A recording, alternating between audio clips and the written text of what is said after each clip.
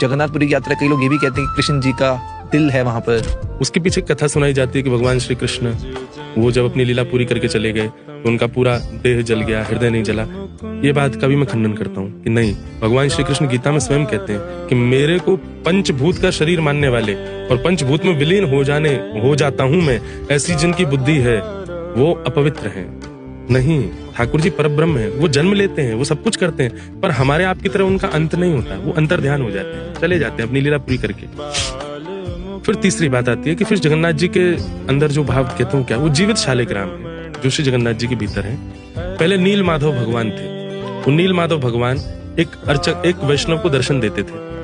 नील माधव भगवान ने कहा था कि कभी, अब वो कथा लंबी होगी, मुझे नाम भी स्मृति में नहीं, इसलिए मैं सूक्ष्म में सुनाता हूँ। नील माधव भगवान ने कहा केवल तुम मेरी अर्चना करोगे और किसी को इस स्थान का पता भी ना चले। तो पर्वत के ऊपर गुफा में नील माधव भगवान दर्शन देते थे, एक अर्चक जाता था।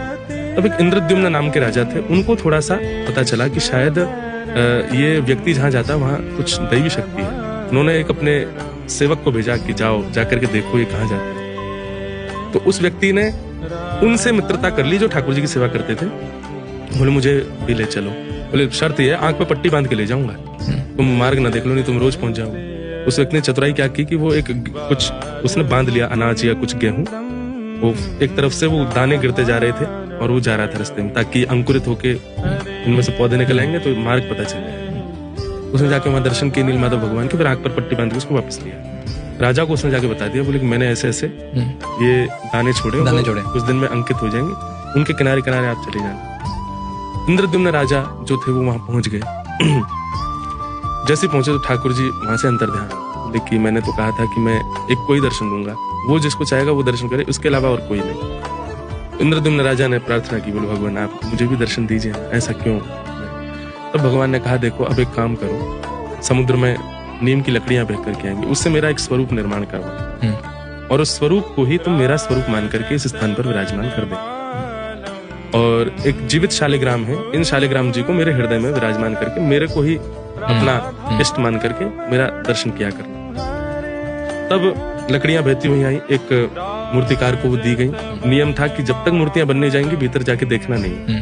बोले हमें कैसे पता चलेगा। बोले छेनी हथौड़े की आवाज आती रहेगी, समझ जाएंगे कि ठाकुर जी का विग्रह बन रहा है। एक दिन वो आवाजें आनी बंद हो गई तो राजा की पत्नी गुंडीचा, उसने दरवाजा खोल दिया, वो देखने के लिए अंदर क्या हो रहा है, आवाज नहीं आ रहा। देखा तो ठाकुर जी अधूरे थे, उनके हाथ भी अधूरे, उनका मुख भी अधूरा, उनका सब कुछ अधूरा। वो तो रोने लगी, बोले कि वो ठाकुर जी अधूरे रह गए, मैंने गेट खोल दिया, आप क्या करें। तो ठाकुर जी ने आज्ञा करके बताया कि नहीं, ये भी मेरा एक रूप है। जब द्वारिका में ब्रजवासियों की कथा रोहिणी मैया सुना रही थी सब कृष्ण पटरानियों को, भगवान की सब पटरानियां बैठी हैं बलराम जी की माता जी के पास और उनसे कह रही है हमको ठाकुर जी की वृंदावन की लीला सुनो। तो रोहिणी मैया कहती हैं कि सुनाऊंगी, पर ध्यान रहे कृष्ण बलराम आ ना जाए यहाँ, क्योंकि वो ब्रज की कथा सुनेंगे तो बहुत रोएंगे बेचारे। तो कहा क्या करें। बोले सुभद्रा जी को बैठा दो द्वार पर, भगवान की बहन, वो तुम नजर रखना कि कृष्ण बलराम आ रहे हो तो हमको इशारा कर देना, हम कथा रोक देंगे।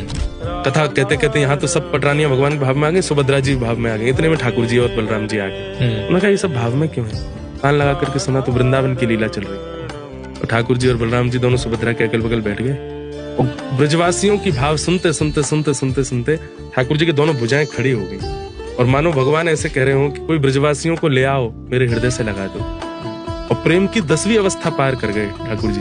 प्रेम की 10वीं अवस्था पार होते ही ठाकुर जी के नेत्र पिघलने लगे, हाथ पिघलने लगे, सब पिघलने लगा, जल की भांति बहने लगे। तब नारद जी आए। नारद जी ने आके रोहिणी मैया को कहा, बोले आप थोड़ी देर और कथा सुनाओगे तो भगवान जल बन जाएंगे पूरे, देखो क्या हालत होगी। तो भगवान पूरे पिघले, सबने प्रणाम किया। तब नारद जी ने भगवान से प्रार्थना की, बोले भगवान कलयुग में आपके स्वरूप का दर्शन वैष्णवों को ऐसी कृपा करो। तो भगवान प्रसन्न होकर नारद जी को कहते हैं ठीक है, मैं योजना बनाऊंगा, कलयुग में किसी को माध्यम बना करके मैं इस रूप को प्रदान करूंगा, कलयुग में भी लोगों को दर्शन।